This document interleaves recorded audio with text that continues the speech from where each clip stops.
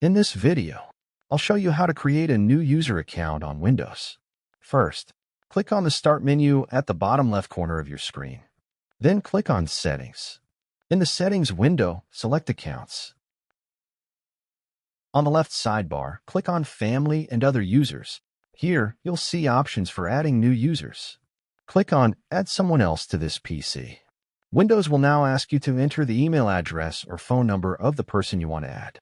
In this case, I want to create a user account without a Microsoft account. So let's click here. Then click on this option. Now fill in the new user's name and create a password.